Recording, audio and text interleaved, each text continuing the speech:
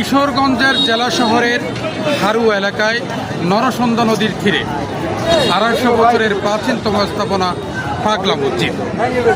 এই মসজিদ মুসলিম এবং অমুসলিম সহ সকল ধর্মাবলম্বীর কাছে একটা পবিত্রতম স্থান। ভালো লাগলো, আমাদের বন্ধু নিয়ে আসলাম এখানে, খুব সুন্দর এত মানুষ আসলাম, যেহেতু আল্লাহর রহমত, সবাই সুন্দরভাবে সারিবদ্ধভাবে নামাজ পড়ছে। আমরা ইনশাআল্লাহ আসছি, আল্লাহ যেন আমাদের আশা পূরণ করে এবং সবার আশা যেন আল্লাহ পূরণ করে।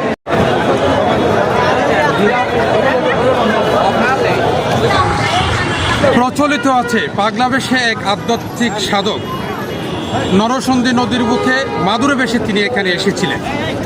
আসার পরে তিনি এখানে ধর্ম প্রচার করতে থাকেন। তার মৃত্যুর পরে এই মসজিদটা নামকরণ করা হয়েছে পাগলা মসজিদ।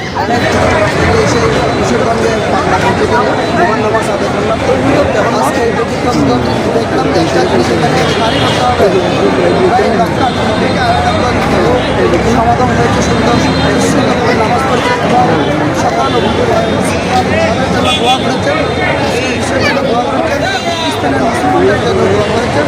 আমরা সেই কাছে করেছি আমরা আমাদের বাংলাদেশকে অস্থিতিশীল পরিবেশ থেকে সুস্থ এবং সুন্দর এবং একটি সুন্দর রাষ্ট্র পাইছে। মনের আশা পূরণের জন্য বিভিন্ন ধর্মাবলম্বী মানুষগুলো এখানে আসেন। মূলত বিপুল পরিমাণ টাকা, স্বর্ণ অলংকার, বৈদেশিক মুদ্রাসহ তারা এখানে দিয়ে থাকেন।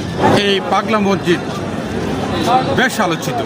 গত কিছুদিন আগে প্রায় 32 বস্তার মধ্যে 12 কোটি টাকা এখানে মানুষ মসজিদের মধ্যে দিয়েছে।